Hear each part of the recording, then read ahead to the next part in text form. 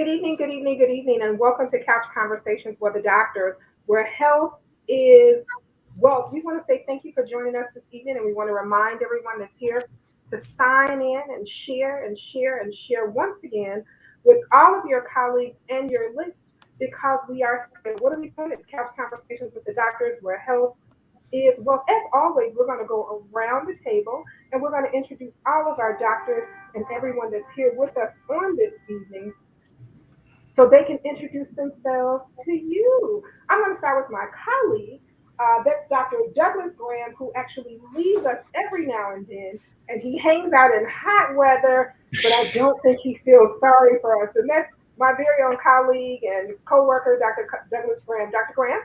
Oh, Nikki, I do feel sorry for you. I really do. But understand, I am following Dr. Tony Hampton's prescription. I'm going to get my vitamin D naturally. So I'm a retired physician. I spent 30 years working in the western suburbs. For the last 2 years, I worked in the congressman's office. It's really an honor to be here and work with my colleagues. Thank you very much for inviting me. Outstanding, simply outstanding. Thank you so very much to the urologist of the stars that hates accolades, but he's the man with the plan who has saved many men. That's our very own Dr. Terry Mason. Dr. Mason. Thank you, Nikki. It's always a pleasure to be here, and I'm grateful for the congressman for providing us with this opportunity to talk with the constituents and non-constituents as well of the greater Chicago area. And we'll just prayerfully, we hope that we'll be able to give you something tonight that you didn't know that you can use to improve your health in both the mental, physical, and spiritual realms. Outstanding, simply outstanding, to the smoothest dressing man in healthcare. That's our very own Joseph Harrington. Joe Harrington, can you introduce yourself to our viewing audience? Sure, Nikki. I'm Joe Harrington.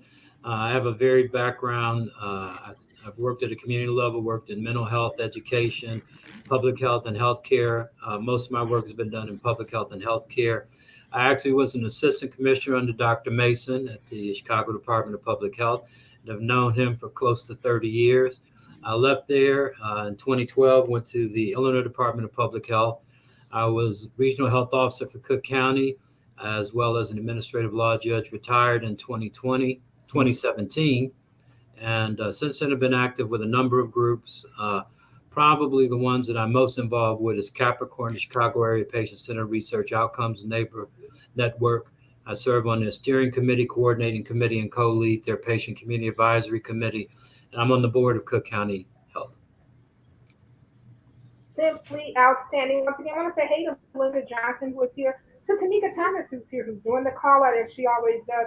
Tamika, we love you and thank you for doing that for us. To Audrey Jaycox, who's here, and she says good evening to everyone. You know, to the traveling nurse who gets the opportunity to shop in all the best places, and she understands and she soaks in all of that vitamin D in those hot places, but she is a native Chicagoan. That's our very own Fran Riley. Nurse Riley? Good evening. I am Frantrice McMillan Riley, critical care nurse of Oh, hi. 26 years. I live in Chicago, but work in the San Francisco Bay Area for one of the largest managed healthcare organizations in the country. Been to the epicenter twice, have a repository of information. There are several doctors on the line. I am here to offer my experience and expertise from a nursing perspective. Thank you so very much. To the weight loss guru, the internist and family medicine doctor, the internist and family medicine doctor who really wants to be an iron chef. It's our very own Dr. Tony Hampton. Dr. Hampton. Thank you, Nikki, and thanks to everybody that's here today. I am very interested in not just being focused on the COVID pandemic, but the obesity pandemic as well. And I think it's important that we recognize that we'll lose way more people who suffer from obesity and chronic metabolic conditions. So we want to make sure as we focus on this pandemic that we don't forget the pandemics that existed way before this one. And so I thank God that I've gotten some training to help me understand obesity medicine. I'm a Southside doc with Advocate Aurora Healthcare, and also serve as a regional medical director, so I get a chance to lead some of my colleagues as well. Happy to be here and looking forward to this conversation. Outstanding, outstanding. To the doctor who they call Dr. 100, the community doctor to the stars. That's our very own Dr. Maya Green. Dr. Green, why don't you introduce yourself to everyone?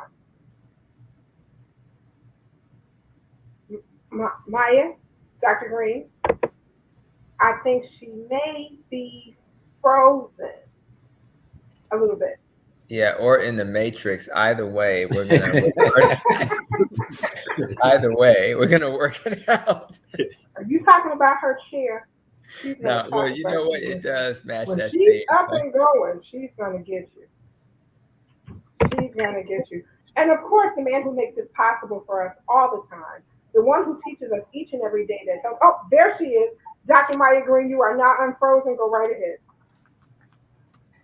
Hey, I'm sorry I'm having this internet little situation today, everybody. My name is Dr. Maya, always trying to keep it 100. Thank you all so much for having me. Thank you for, hey, Mr. Harrington. I see, when you see somebody in the community and a whole bunch of different circles, you start to know they of the community too. Yes, it's good to see you. Thanks to all of the colleagues on the panel tonight.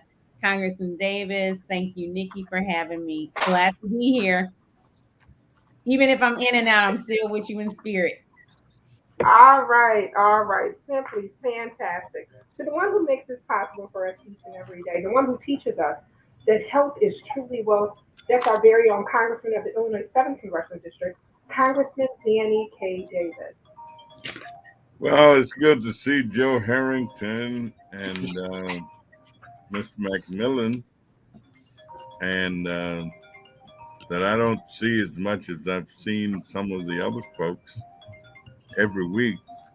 Well, let me tell you, it's good to continue to have hope and continue to do possibility. And sometimes the least one knows probably helps a bit, because the weekend has been a very tough weekend for Americans. The Russians have put more than 100,000 troops on the border of Ukraine.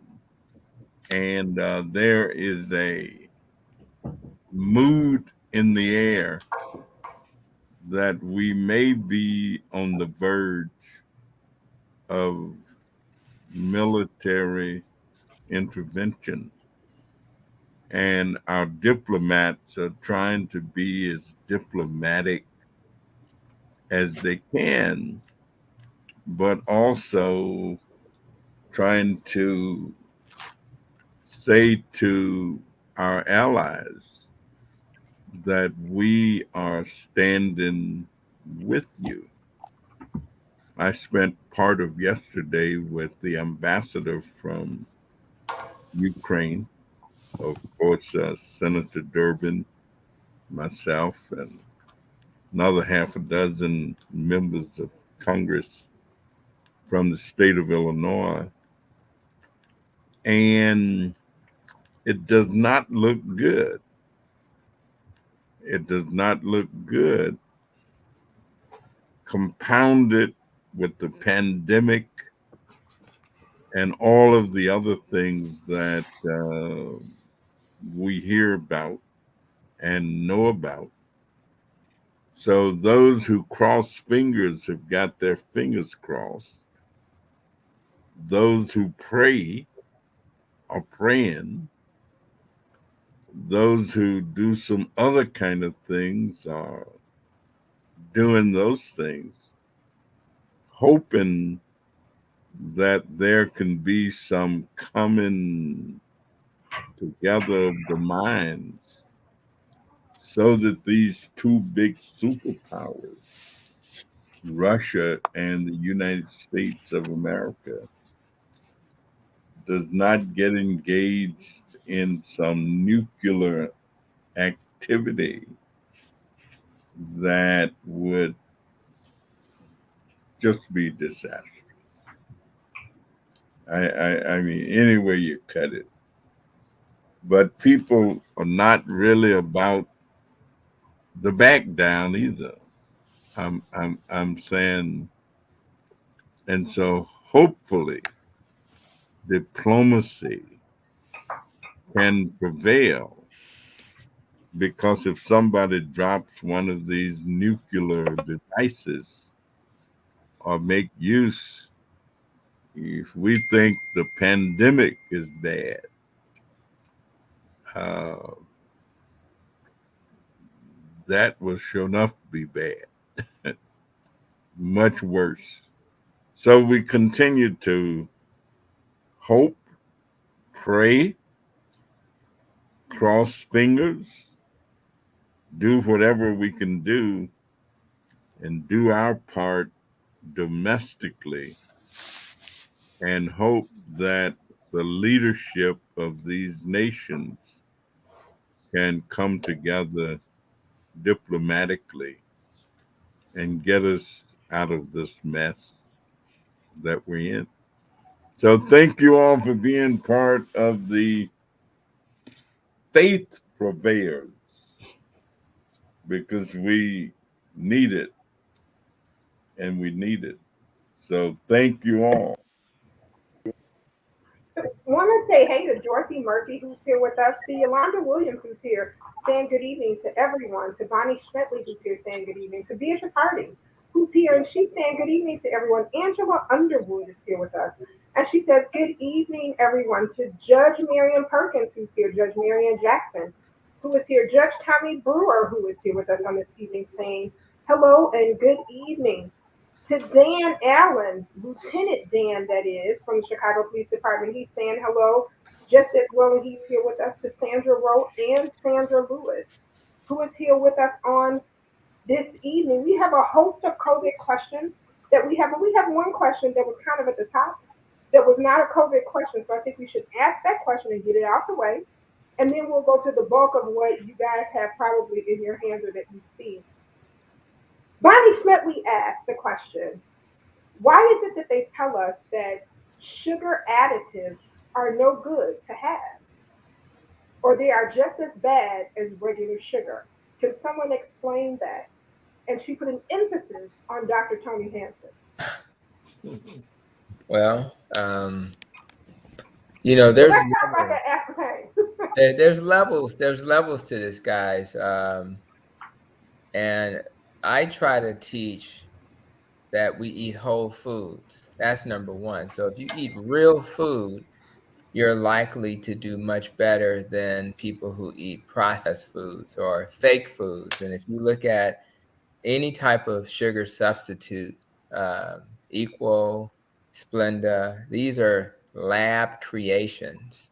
So, and you don't want to put your life in the hands of a lab. Now, there's levels to this. And what I mean by that is if I have a person who is transitioning off a processed food diet, and in order to transition them off of their Pepsi addiction, their Coca-Cola addiction, I need to put them on a diet soda, which has an artificial sweetener. That's not a bad way to go, because it'll transition them, because it's like a drug, right? It's just like getting, any other, addictive substance out of your body. Sometimes you have to, wean yourself off. So when you're transitioning, I think it's okay to make those types of decisions. And then what we say to people is, now that you're transitioning, now let's see if we can live in a world where you can regain your taste buds. And it's impossible to regain your taste buds, that taste of sweet, if you're constantly giving your taste buds sweet.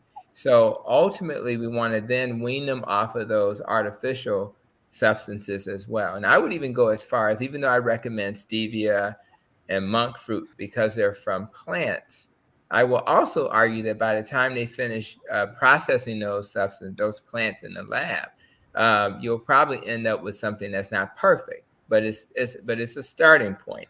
So as a general theme, most of the artificial sweeteners are, there's studies that suggest we should be concerned about cancer. It's not, they don't want to say it 100% because it wouldn't be on the market. But when given a choice, you always avoid those things when given a choice. So that's how I generally think about it. I think you have to look at the person in front of you and decide what's best for them. I have people that go cold turkey and they remove all these sugars, artificial sweeteners very quickly, and then other people they need a weaning process. And then once you've kind of recovered, healed metabolically, you're doing well.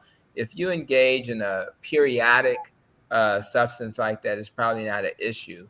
It's just that we don't want, we don't, my goal with patients is to be realistic. I don't want ideal to get in the way of progress, right? So we have to be realistic about these things and understand that there may not be a more addictive substance on the planet than sugar. We worry, and alcohol is there and all these other drugs are there, but sugar is so addictive. And that's why we have to look at the person in front of us and treat them like a person who's suffering from an addiction. And then we wean them off. So that's kind of how I approach it. To what Dr. Tom, I'm calling you your roommate's name, Dr. Thomas. To what Dr. Hampton has talked about is we have to remember the worst of the worst, which is high fructose corn syrup, which Dr. Hampton sort of talked about around. But high fructose corn syrup is in so many things.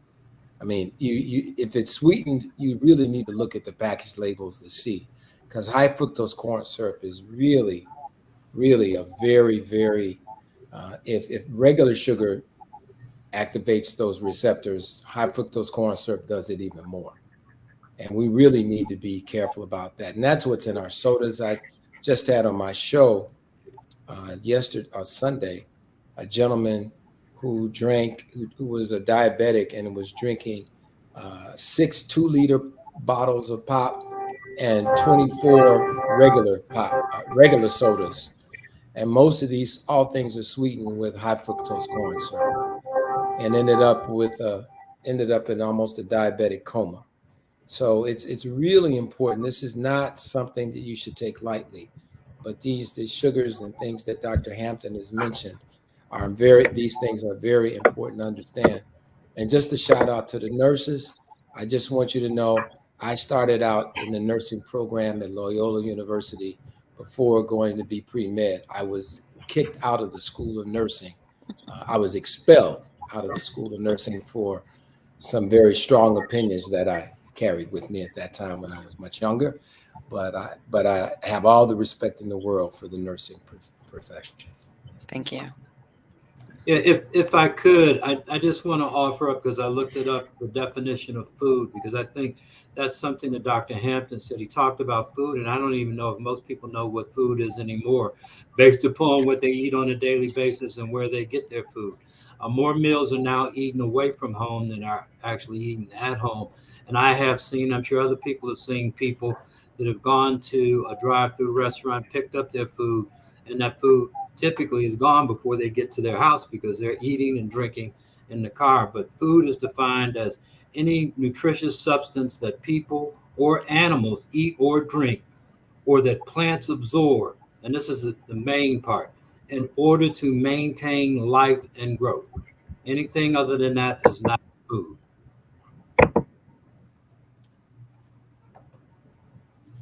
And the only tip I want to add is when you look at those bottles of soda, make sure if you look at the carbs and you divide that number by 4, you'll get an estimation of the teaspoons of sugar. So just 8 ounces of Coke, any brand, it doesn't matter. You're going to end up with 9.5 teaspoons of sugar. And it's true because we've all grown up around Kool-Aid, and we've all made Kool-Aid. And if you still got sugar left in the house after making Kool-Aid, you're lucky. You just use the whole container or half the container. But you don't work at the soda factory where they pour all that sugar into your soda. So imagine, then you take what Dr. Mason said, and you said, I said sugar was the most dangerous substance. Oh, maybe I was wrong. Maybe it's fructose corn syrup. Why? Because fructose corn syrup is only processed primarily in the liver. And if anybody knows about the human body, one of the most dangerous things you can have is a fatty liver. So all of that fructose corn syrup trying to be processed in your liver is not going to go very well. Now you end up with a fatty liver, increasing your risk for hypertension, because too much fat in your liver leads to too much uric acid, which suppresses your nitric oxide. So now you can't expand your arteries. Oh, by the way, there's plenty of studies that suggest a fatty liver also is one of the primary causes of diabetes. So fructose corn syrup is a disaster. And when you drink that 8 ounces of soda, and it tastes so good going down, it's cold, and oh my God, it hits the spot, right? Well, but you don't realize that what they put in it is toxic to your body, and your liver does not have the capacity to process that fructose corn syrup. Now, if you ate an apple, which has fructose as the sugar, you can probably handle that because you have this container that has fiber and other nutrients in it that would your body would be happy to ingest. It wasn't designed to take fructose, turn it into a drug, and then insert it into your food. And that's why we're having an obesity epidemic in our country. Oh, wow. Outstanding. Look, Dr. Hampton, I must share the text message with you that I just got. They said Coca-Cola or Pepsi and an apple. What an analogy. All right. Miss Dorothy says, thank you for your kind comments for all the nurses, Dr. Mason. So our first question this evening says, with Pfizer and Moderna, what is the effectiveness against Omicron? So we want to be very clear about this question. These vaccines do not have the capacity 100% of the time to keep you from getting infected. These vaccines, though, have a very high capacity to keep you from becoming seriously ill and ending up in the hospital or in the emergency room. So their effectiveness in terms of keeping you from needing hospitalization is pretty high, especially if you've had boosted, around 90%. So there are very, very few people who are in the hospital who've had their boosters with Omicron. Most of the people who are in the hospital are unvaccinated. So it's a really preventative measure and a very successful preventative measure. Okay. Dr. Maya, you itching to say something. Oh, sorry. I like to dovetail off of what Dr. Doug was saying.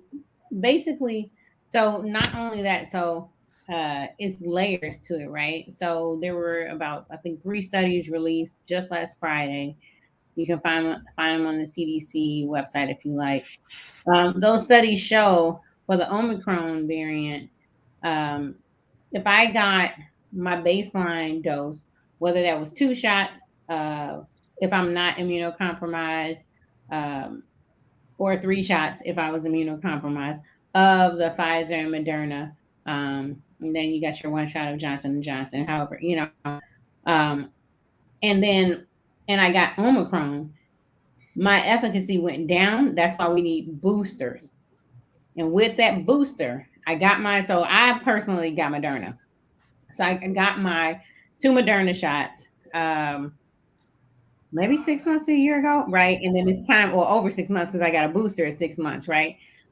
And so before I got the booster, it waned. Some studies say 30%, some studies say 37, 40 without the booster. And then when you get the booster, it's showing for Pfizer and Moderna. Those studies showed for Pfizer and Moderna, my efficacy against the Omicron variant specifically goes up to at least 90%.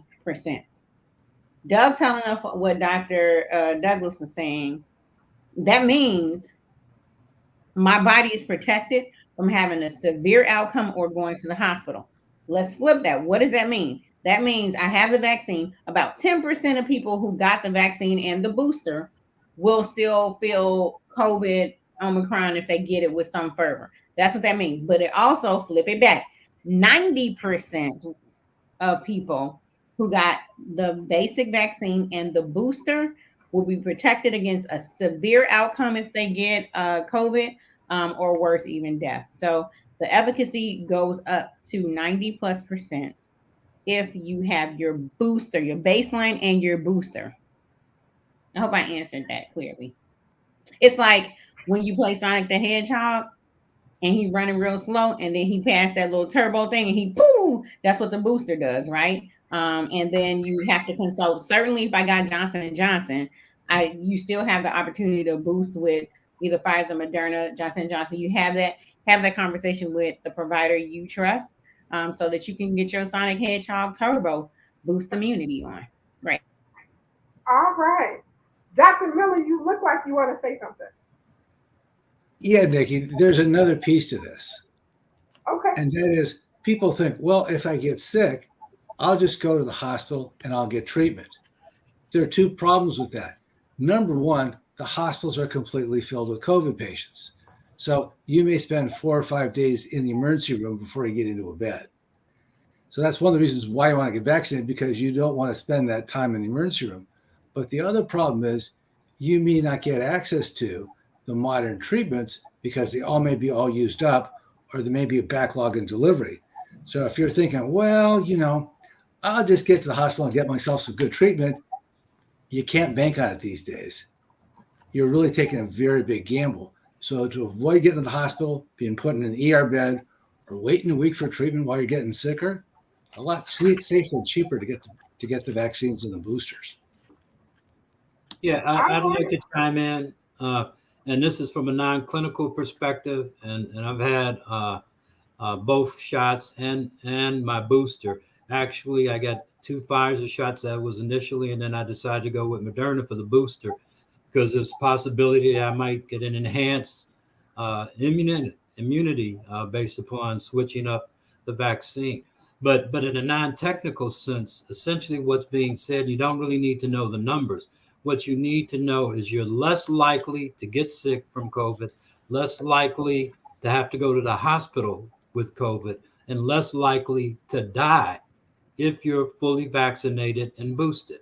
All that changes if you're not fully vaccinated and boosted. If you're only vaccinated and not boosted, your risk go up. If you're not vaccinated at all, your risks are pretty high. So I don't think people need to get caught up in the numbers. What they need to do is being fully vaccinated is your best protection against COVID. It makes it less likely that you'll get sick, and you may get sick, but you probably wouldn't need to go to the hospital. If you do need to go to the hospital, you probably won't need to be put on a ventilator, and you're less likely to die. That's the message that people should really take home. They don't have to really get caught up in a lot of other things. Just do the right thing, as Spike Lee said in a movie years ago, and you'll be okay. All right. Walter Jones says, hello, servants of social change and community empowerment. Stay the course. Thank you, Reverend Walter Jones. Beatrice Hardy says, I understand that analogy. All right, Sonic the Hedgehog. I got to hold on to that for Sonic the Hedgehog. Our second question says, there are people who have been vaccinated with a booster who have gotten COVID twice. I am a Chicago police officer and I am a victim of this. What can I do? What can I really do? Maya? I've been talking a lot, so I'm gonna let somebody else. I'll just chime in. It's really,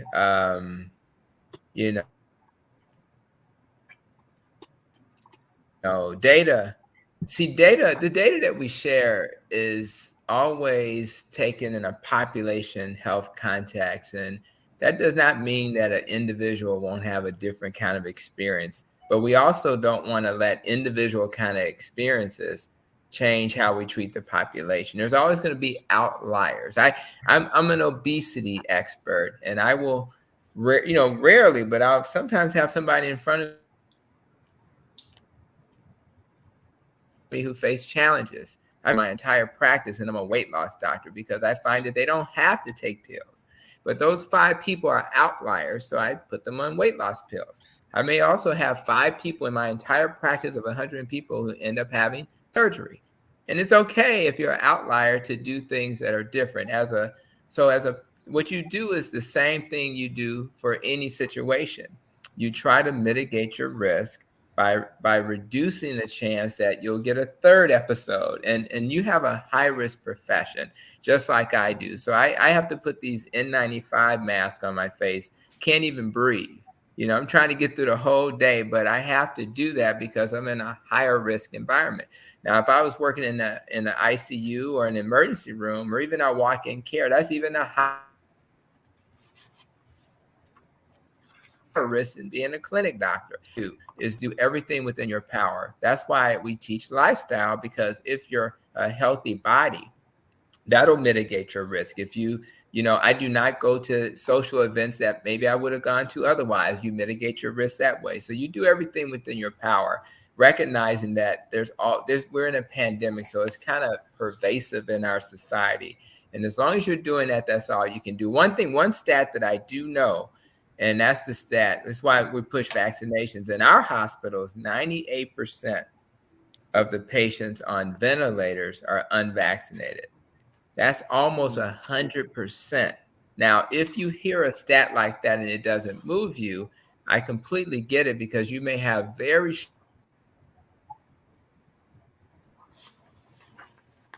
strong personal reasons why you are. I love my family. I want to be on the planet. I'm doing 100 things. In addition, I started work at 6 a.m. I'm still working by sharing these messages of healing. I don't have time to be sick. I don't have time to play Russian roulette with my life. I have kids I'm still raising who are in college. I have a mom that wants to see, great grandbabies and all that stuff. I want to be here for all of that. And I need to do what I can to keep safe. So that's why I encourage people, get the vaccination. And if you find yourself having things happen to you that don't fit the narrative, that's life. That's what happens. And we're just going to hope that in the future, that'll not happen again. And you do have some additional protection, because the more you're exposed, the more your body has kind of become familiar with the virus, the less likely that it'll impact you negatively. And even if you get it, hopefully it'll just be a code to you. And those are the thoughts that come to mind with that question. And Dr. Tony, I like the question. Those of us, I was one of those kids. My dad was a minister of music, and we used to have to go to church all the time. And I wouldn't call myself a super duper church goer right now. It's still in me. But Nikki, let's go back to that question. It said there are people who have been, what did it say, vaccinated and boosted, and they got COVID how many times? Twice, and they still around typing this question. Look at the vaccine that works. You better live out what vaccines do. You got what? Just like a police officer, and they didn't just put you out on the street. You went to boot camp, so you put your body through a whole boot camp by giving when you got vaccinated and what, Nikki? Boosted, straight boot camp. And then when COVID tried to get you out in them streets, how many times they came for you? But guess what? You type this question today, won't he do it? It's the vaccine doing his job. Come on. Whoever that is, agreed. What you say, Dr. Maya? They understood the assignment. They understood the assignment. You see what I'm saying? And like Dr. Tony said, there are 98% of people that are in the hospital because what? They didn't understand the assignment. But it's not too late. You can still get vaccinated. You can still get boosted. See one of the city of Chicago areas. You can still catch up. If you ain't understand the assignment, you can always, do some catch up. And we're ready for you. You know what? You are absolutely right. We're going to go right back to the question, but I want to ask our critical care nurse that's here on the line with us. I mean, when you see people when you're at that bedside, praying at the bedside, when you're at that bedside with a patient who is suffering from COVID because they weren't vaccinated, what does that look like? I'm glad that we are doing a great job of trying to primarily prevent infection. That's priority number one, is to try to prevent, give people the tools and information to prevent infection. We have the great asset of having the vaccines and encourage that type of behavior as well. And even when we do our very best job to prevent, sometimes we still get infected. Sometimes we were not in the best condition when infection occurred. So that has an impact on the degree of illness that one may experience. So when that happens and we're in the hospital, we're at the bedside, um, at that point, it kind of really doesn't matter whether you were vaccinated or not once you experience severe illness. So life is at stake at that point. And what concerns me greatly at this point, there's a lot of information geared towards prevention, but I think we also need to address and arm our friends and family, constituents with what happens when that happens. What happens once you become an inpatient? What happens when friends and family can't be present, when you are not in a physical or emotional or psychological position to advocate for yourself and your advocates cannot be present? That is a very difficult look. It's a scary place to be in for the patient as well as the family. Outstanding. Thank you so much for sharing. Beatrice Hardy says, good point. And Walter Jones says, Reverend Walter Jones says, Dr. Maya, get that spirit right and balance your rock. All right, balance you rock. Okay, all right. Does Omicron cause more severe COVID long hauler syndrome?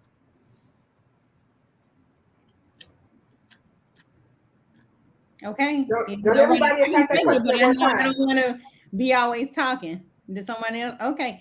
So right now, there's no evidence that COVID causes more long hauler syndrome than anyone else. But I mean, so any previous variant, we know Delta caused a lot of it. But I also want to put it in perspective. That doesn't mean that Omicron won't cause more in the future. Because remember, we're coming off the surge of Omicron, and so we now it's time to see who's having the long haul, who's having long haul. So let me repeat that. Today, I don't know what day it is, January 24th. There is no evidence that Omicron is the variant that we have right now is causing more long hauler syndrome than the previous variants. But also, we can't tell because we're coming off the surge, and the weeks coming will tell us that. There was an article, where was that? South Dakota. There was an article that came out of South Dakota that actually showed that they're worried about long haulers because they're now having children that got Omicron at the beginning of kind of this surge that are still complaining of problems breathing, chronic fatigue, and fogginess. But they didn't officially name it the long haulers because we don't have the long part. We're missing the long part. We're right at the end of the surge. So there is an article that's coming out. That came out about a group of children in South Dakota that they suspect that's what's going on. But at this like today, I don't know any evidence of bona fide long haul. But we're so close to after it. Like Delta, we're like 2 months out. Things like that, we can call it long haul. Yeah, I think it's important to point out, and just picking up on what Dr. Maya said, and there's an old saying about 2020 being hindsight. I mean, we're operating in real time in terms of what we're doing with COVID and coming up with answers as we move along. Uh, in 5 to 10 years, we'll really see, we can look back and see how devastating COVID actually has been. We're looking at numbers in real time right now, and that's scary. But in 5 to 10 years, there may be some people that are having some residual problems as a result of COVID, but that's something we don't know right now. So again, the thing is, get the vaccine, get boosted, and if they require another shot, get another shot. That's the best thing for people to do. I think that's very important. I think what I am saying to myself and to family members is that it appears that COVID is going to be the gift that you didn't want, but it's going to keep on giving, and it's going to be several years out. We're already starting to see people come into the hospital with disease processes that they've never had before, that they had no predisposition to. and there's a thought, is that COVID related? So, as you stated, this is in real time. The research is evolving daily, practically. So, 5 to 10 years, we're going to start to see a lot of things, and I think that we're going to be able to relate it back to COVID. All right. Our next question says, can COVID cause heart arrhythmia?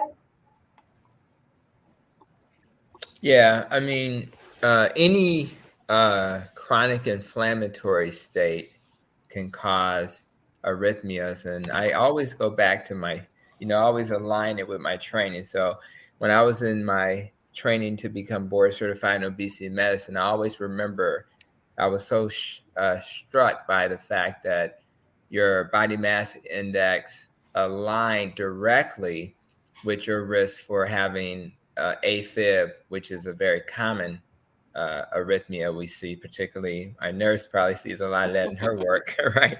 So they come into the ER, but so if you have a body mass index of 25, and which is considered normal, which actually could be a little higher for communities of color. Most of these studies are done in European, cultures, so Caucasians, et cetera. So, but if you go to 26, it's a 4% increased risk for arrhythmias. If you go to 27, you double it to 8%. So literally you go up 4% every BMI point above that point. Why? Because obesity causes inflammation. Inflammation in your heart muscles can then lead to that electrical impulse. It's like traveling along a railroad track. And if it's inflamed, it's almost like somebody's disrupting your tracks, and then an arrhythmia is more likely. Same is true for COVID, which creates this storm of inflammation. And by the way, a lot of the people who are getting COVID and getting sick are people who have inflammation from diabetes. They have inflammation from hypertension. They have inflammation from stress. They got inflammation from lack of sleep. So if you think about communities of color in particular, but any community that suffers from this, they already have a chronic inflammatory state. And then you throw on top of that this inflammatory, they call it a cytokine storm, that then your body, it overwhelms your body. And you think about pus when you think about inflammation. Imagine pus being in your airway, and you're trying to expand your lungs and get oxygen in those small little alveoli. And those alveoli, those little sacs get filled with fluid. So how are you going to then oxygenate get the oxygen out of the blood if the alveoli are filled with fluid? It's impossible. So yes, absolutely. There is definitely a higher risk for arrhythmias, and they've done studies on this where they've actually proved this. And although they can't always connect the dots, there's clearly a correlation between COVID and irregular heart rhythms. So you will hear that in the news, and it's absolutely true. And the question is, how many arrhythmias are we getting from the vaccine? Right? And the answer is, if such a thing exists, it's a very small number. So when you start comparing apples and oranges and apples, you have to be able to use a rational brain and say, man, will I challenge my body with the infection, or will I challenge my body with the vaccine? And it should be a pretty obvious answer once you look at the information in front of you. And Dr. Tony, if you could expound just a little bit on your explanation about how COVID causes this systemic inflammatory response, but how that also contributes to the hypercoagulable state that it puts the body in as it relates to development of blood clots, and also how the blood clots may contribute to these arrhythmias as well, and AFib in particular. Yeah, and I think that's really scary. I mean, when people think about blood clots, it's a pretty scary thing to imagine that part of your blood's gonna clot off and then maybe move from where it's at to another part of your body, particularly to your lungs. It can cause devastation because it'll block off part of your lung. And so you did hear about clots with Johnson and Johnson, and even when they first started talking about it, the numbers were, maybe 1 in a million, and then maybe it was just slightly more than that. And that's why we kind of lean towards the Moderna and Pfizer because of that. But the risk of getting a clot, let's just say from a Moderna and a Pfizer, is pretty low. But if you get a COVID infection, your hypercoagulable state is accelerated in a way that's completely dangerous. It's almost like the way I like to think about it. I'm not trying to be like Dr. Maya because she's so good at these analogies, but I tell you, when you think about people who go to war, right? And I remember when we had the the Desert Storm, and we would have a report out literally just like we do for COVID every day of the number of deaths, right? But that's just scratching the surface. Do we then need to report out how many people lost a limb that day? Or how many people can't see that day? You know, you think about all of these devastating things that happen that we never see, we never talk about, we never think about the mental health impact of being in war and the mental health impact of having survived COVID, thinking you were dying. And so the class is just an example of one of the things that happens to people who get exposed to COVID, but we just don't talk about it. But I see patients with these, long hauler syndrome. They're still tired. Been months, they can't go to work. They're mentally foggy, and all of this stuff does not hit the radar. We focus on death. So I just think that this ideal of us being at higher risk for just one little fact. I mean, we're just scratching the surface here, and our nurse could probably name even more things that she sees on a daily basis. And it's the things we don't talk about. I do not want to take a chance to say I survived COVID, but yet I'm on a blood thinner. For God only knows. We don't even know how long to keep people on blood thinners because it's all new to us. And so, but I don't want to have to then worry about taking blood thinners and the risks that come with that when I could have just gotten the vaccine. So thanks for kind of touching on that, because I think that we sometimes forget about all the collateral damage. And if we made a list of all the negative effects of COVID, we would have to have a couple of pages to talk about all the devastating impacts. The one thing I don't want us to leave or to forget is that we were pretty sick before COVID. We lost about 1 million people, a little more than 1 million people every year in the United States between so-called heart disease and cancers. And to Dr. Hampton's point, and you've heard me talk about this before as well, these are diet-related diseases. And it's probably a good reason we call them diets, because that's what we're doing from eating these things, these foods. And we can pretend that it's not that big a deal, but it's not. It is a big deal. There is no question, absolutely no question, that the diseases that we see, especially in our people with heart attacks and strokes, are directly related to the things that we eat and the things that we have to deal with where we work, live, and play. I mean, our environment does play a role, but our food plays a major, major role. And so when we have this sort of underlying inflammation that Dr. Hampton just talked about, it's from the stuff that we've been eating. And it doesn't, you can't take a pill for it. You have to stop putting the stuff in that creates it. And the more, and we didn't have as much of this before because we used to know what we ate, to Dr. Hampton's point earlier. Nowadays, we don't know when it comes out of a bag, box, or some of these other things, we don't know what it is. A lot of what we eat is manufactured some way or another, or it's so processed. And all you got to do is look at the difference between what that food would look like in its natural state versus what it is when it comes out of a can or box. I used to be a butcher, and I can tell you, I'll take sausage, and everybody likes sausages and all this kind of stuff, but that's actually the worst thing you could probably put in your mouth. These are things that it is something that's made from a lot of the scraps that, and I know because I used to make this stuff when I was a butcher.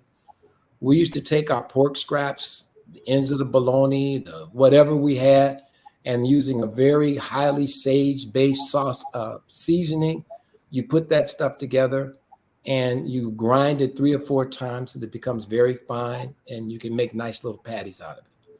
So I just say this to say that even when COVID, even when Omicron, and God knows hopefully we don't get another variant, but even then we still got a lot of work to do. We still got a lot of high blood pressure to deal with. we still got a lot of cancer to deal with. We still got heart disease and strokes and folks losing limbs from poor circulation, all related to, and we don't have time to get into all of it tonight, but that one thing called inflammation. And anything that you put in your mouth that has more than a few words, a few letters in it, and you got to put them all together, that's probably something synthetic that your body's like, what the hell is this? And creates inflammation. And that's what is at the root of a lot of the stuff that's going on. And until we come face to face with it, especially as people of color, that we have to own and do a better job in the foods that we ate. And I know our grandparents ate a lot of stuff, but at least that stuff was fresh and they knew what it was because they saw it. When I used to go down south and eat, everything that we ate in that plate had just come out of the garden maybe 2 hours earlier.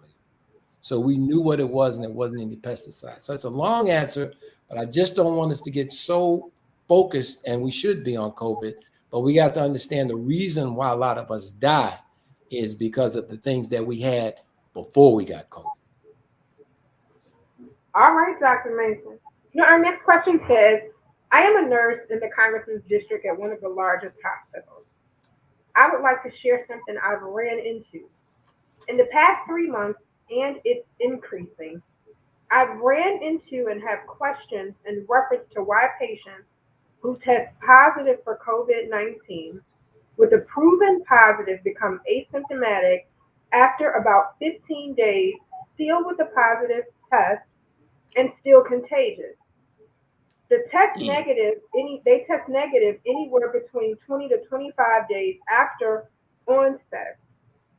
I know this is a neurovirus, but I would love to hear some of your ideas of why this is happening. No one can seem to answer the question. It has baffled us all. Thanks for keeping it real. I simply love the show. Very needed. Such a unique way to touch us. Thank you once again.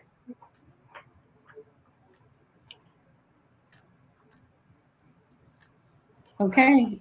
I don't always want to be the one talking. Does somebody else have? Okay, I can pick it out. All right. What we know about COVID is part of why kind of the guidelines for Omicron. So that's what we're talking about right now. This predominant strain going on. Changed was because we found out that people transmission is more likely 1 to 2 days before I feel anything, and then 2 to 3 days after that day, right? So that's a 5-day period, right? What does that mean? I think Dr. Graham had a good explanation of the rapid test versus the PCR test, and the quality of the test is all different and all this other stuff, right?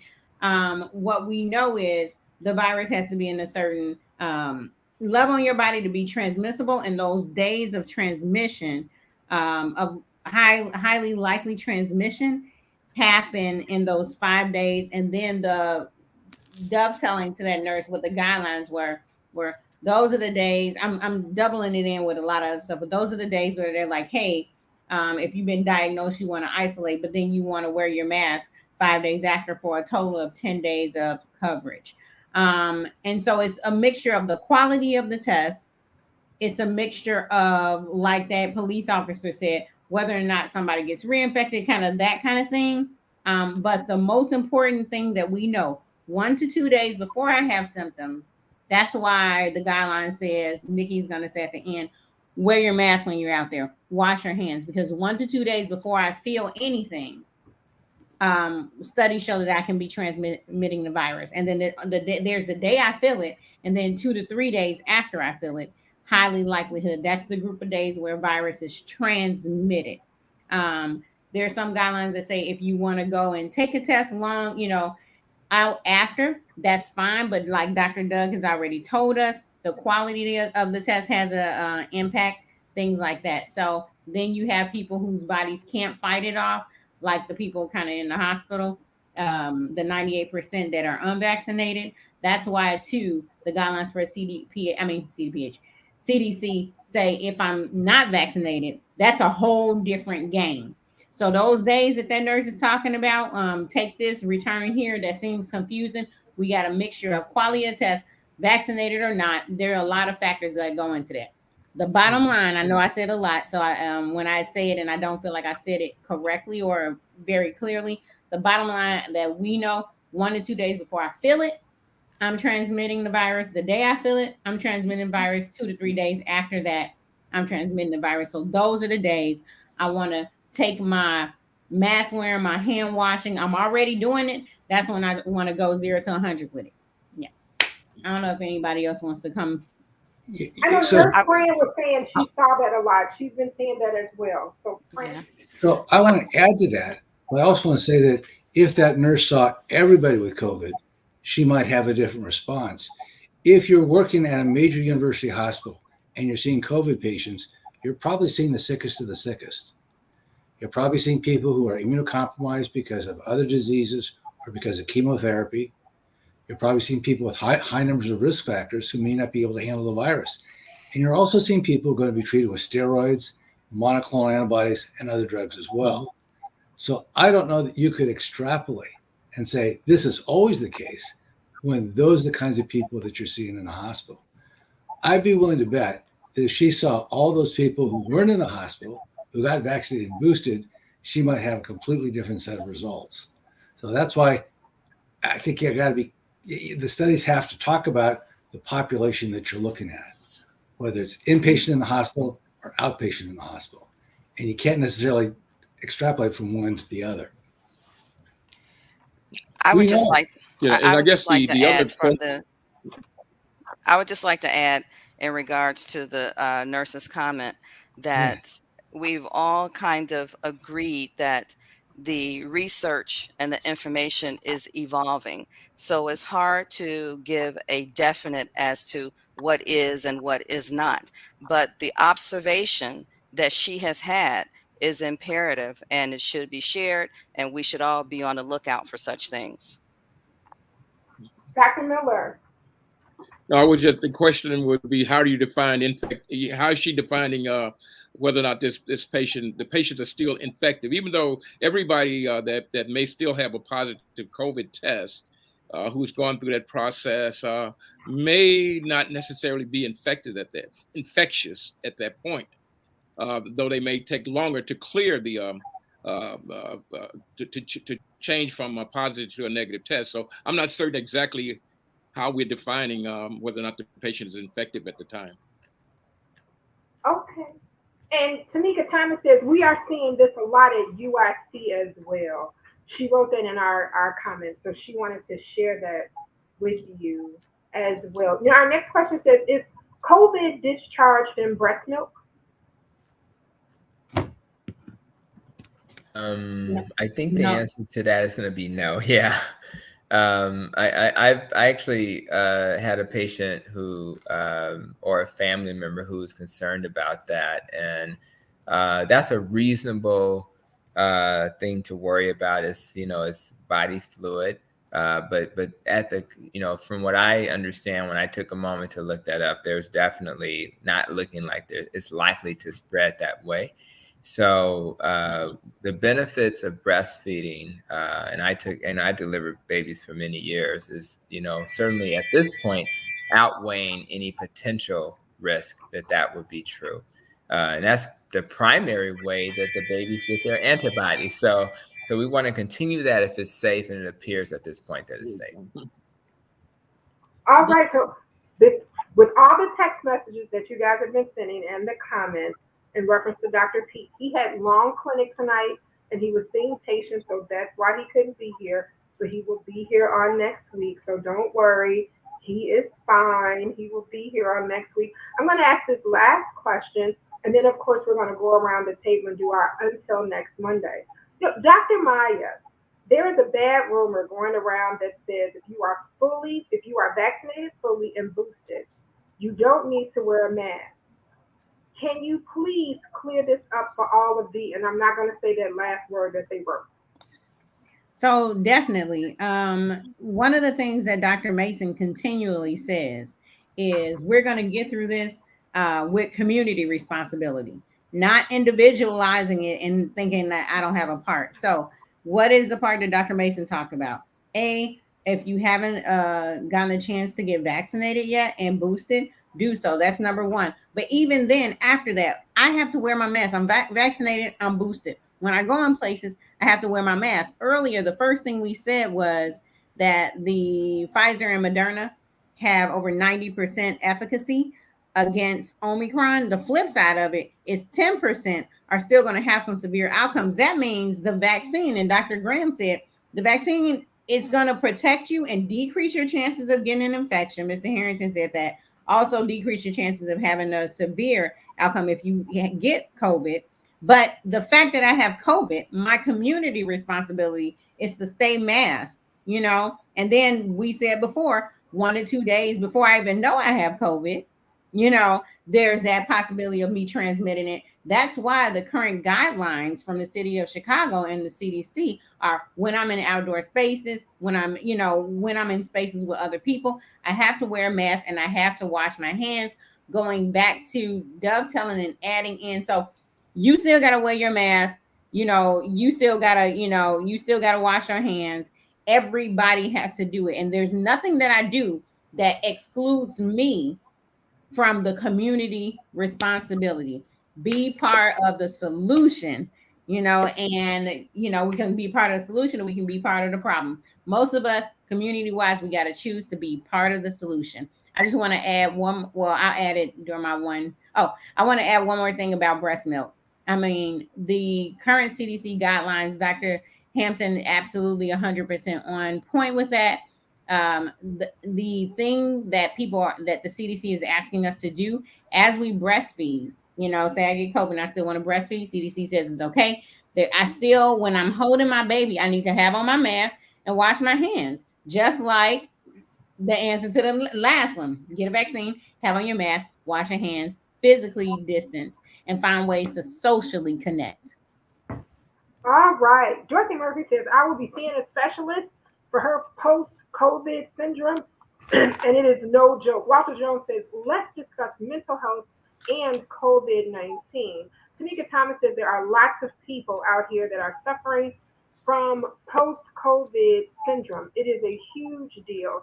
And she also says that my Uncle Terry has been teaching this for a long time. Sister Bonnie says, Dr. Pete is missed. And Mimi Brayboy says, good evening to all the shift here. As we always do, we go around the table and we ask everyone to give their until next Monday. What's your thoughts to have people to hold on to until next Monday? For all of you who are still kind of sending stuff, we got your questions. We're just out of time.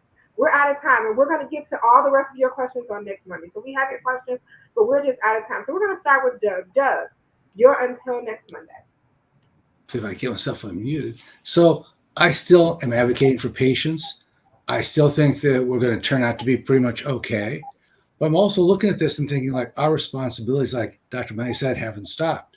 We're probably going to need to get a fourth booster, and we're going to need to continue to wear a mask to get on top of this. So just because it's been a year or two doesn't mean that it's necessarily over. We still got our part to do. And I'm willing to get my fourth booster. All right, Dr. Graham. Dr. Terry Mason, you're until next Monday.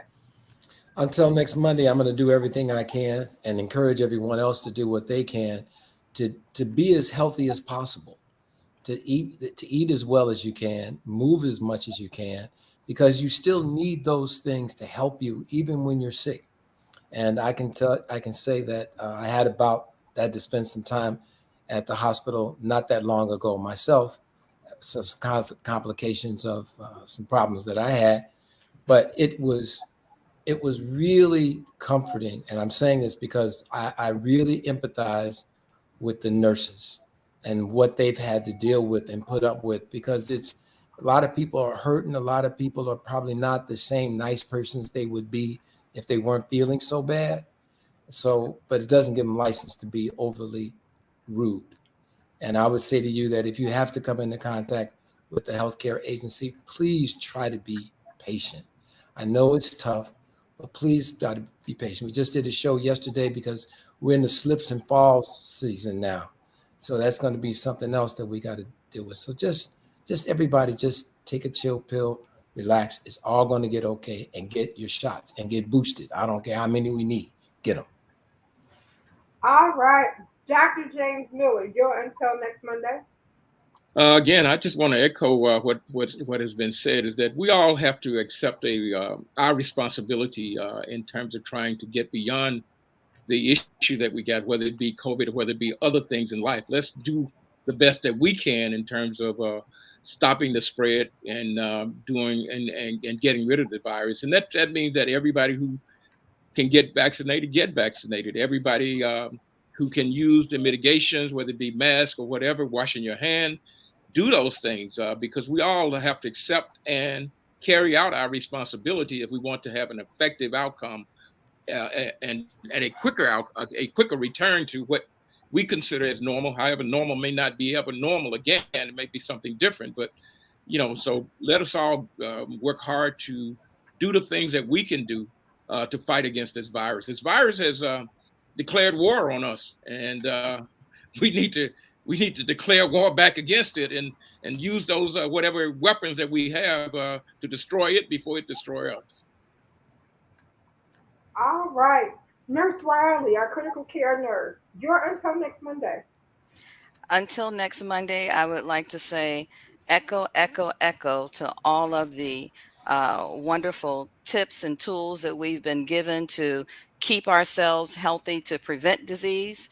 My encouragement until next Monday is to arm yourself with knowledge and information just in case you're on the other side of it. And if you become an inpatient or if your family member becomes an inpatient, arm yourself with the information and knowledge of things to be on the lookout for, as Dr. Tony talked about the inflammatory response and the other things that can happen to us as a result of COVID so that you can become an effective advocate, because advocacy is needed for those who don't have a voice, or even when the voice is when you exercise your voice, is it heard? Oh, And wow. are the correct responses given to you as a person? Now that's powerful. Are you heard? That is powerful. Joe Harrington, you're until next Monday. You're muted, Joe. My until next Monday is to ask everybody to remain optimistic. Congressman Davis talked about hope. Hope is based upon faith, and faith is a belief in things unseen. So I want everybody to remain hopeful. I also want to suggest that everyone practice the third principle of Kwanzaa, Ujima. We have a lot of collective work and responsibility ahead of us. Woo! Oh, I thought I was on. All right. We going to church over here. We going to church. All right, Dr. Maya, you're until next Monday. I thought I was on mute, but they hit me right there. They went, yes. I just want to give a shout out to that officer who's showing us how to protect our bodies and serve our community. I love that example that he gave about, or it was they gave. I don't know if it's a man or woman. I know that example that they gave, that they got vaccinated and boosted, and their body, in the face of a lot of people in our communities going to the hospital and sometimes dying, was protected against 2 bouts. And you may have bouts because there's different variants coming out.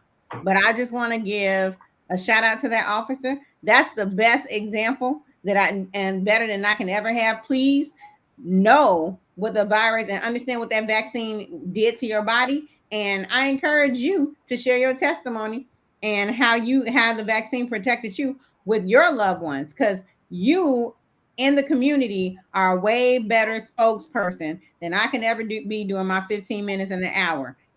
Talk about it at your dinner table. Protect and serve your community. Thank you so much. All right. All right. Dr. Tony Hampton, you're until next Monday. I'm always feeling privileged to, share messages of healing, to hear from my colleagues. And I just want to, as we kind of talked a little bit about, how people feel about the vaccine and their thoughts around it, and even how we deal with this question about 5 days, right? And it creates a lot of confusion when you have the CDC saying 5 days, and then you have the American Medical Association saying we're not comfortable with 5 days, right? So for those who think people think you're crazy. No, you're not crazy at all. There's a lot of confusion out there. And we hear you, we see you, we understand you, and we're all trying to figure this out together. So don't feel some kind of way, because even the clinicians who you follow are concerned. So what I tell people is, if you're going to err on the side of being overprotected and a little bit underprotected, just err on the side of safety. We tend to encourage patients who are kind of on the fence with symptoms. We try to give them more time. Give your body more time to heal. Give yourself more time to recover. It's a gift to have time to be at home. So if you have to spend more time at home to recover, that's okay. But understand that there's no black and white. We're just trying to do the best we can under the circumstances. And we're just asking you to be logical, to be as objective as possible, try to take the emotion out and do whatever it takes to protect your family. So I really encourage you guys to do that. And I'm really looking forward to us continuing our journey of knowledge seeking. All right. Outstanding. Yolanda Williams says, very good show. We appreciate you all. A mental health session would be great. If one of the doctors could answer Ms. Brayboy's question that is in the comment section, that would be great. Audrey Jaycock says, great couch conversations as always. I love these Monday nights. Yolanda Williams, moving and eating healthier is what she is doing and what she does. And everybody is saying that they love, love, love the show. And to all of the nurses who are doing the pour out, they're saying, thank you, Congressman Davis, for acknowledging our nurses on this evening. So we just want to say we love you all. And we do. We love you all. Thank you. And remember that health is true. Well, remember to do a couple things that we always ask you to do. And that is, one, to remember to social distance. Two, remember to wear your mask and wear your mask properly over your nose and mouth, remembering to wear that mask over your nose and mouth. And also remember that the best mask to wear is that N95 mask. We also want to remind you to wash your hands. And as Dr. Maya always reminds you, to get in here, don't forget to wash your hands and get in there. As always, we want you to mask up and stand up. And as always, our final comments will come from our congressman, the one who teaches us that health is wealth each and every day, Congressman Danny K. Davis of the 7th Congressional District. Well, I really think Dr. Mason would have made a great nurse. And unfortunately, the dean and some other people were not in agreement with that. So I guess he didn't have any other choice. Let's go on into medicine anyway, from another perspective. But let me thank you all. Notwithstanding all of the information that is being conveyed, African Americans are still having a difficult time keeping up with other components of society. Evidence of that is, I guess, just today, Nikki informed me that Morehouse School of Medicine had invited me to be on a panel with a group of other African Americans from around the country, trying to figure out, talk about, and increase the participation of African Americans, not just in Chicago, but all across the nation, in terms of being vaccinated, being tested, and making use of the science that we are privileged to share. And so the effort must continue, and we have to continue to make every effort that we can to convince people that it makes sense. And we'll just have to keep doing it. We can't let up. We can't stop. We can't believe that we've turned the corner, because we have not. And we know many of the factors in terms of the reasons why. But rather than having those as excuses, we have to just keep trying to help people. Those are the reasons to be more engaged and more involved and more certain. And again, since health is wealth, it's also income tax time.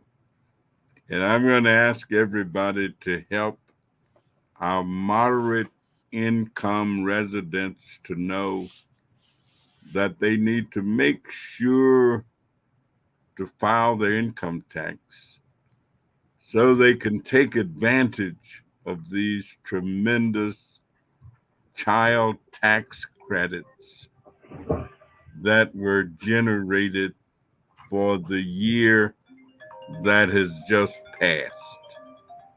And we're trying to make sure that not a single person who is eligible for these benefits don't miss out. So we've got places they can go and get help. Those are called Vita centers. So low income people, senior citizens can go to these places. There's a whole list of them all over the city, and they can get help free. They don't have to pay anything, and they can make sure that they apply for their money and receive it for the child tax credits as well as the earned income tax credits. Health is wealth. And so there's no point in letting this money that is available go to waste.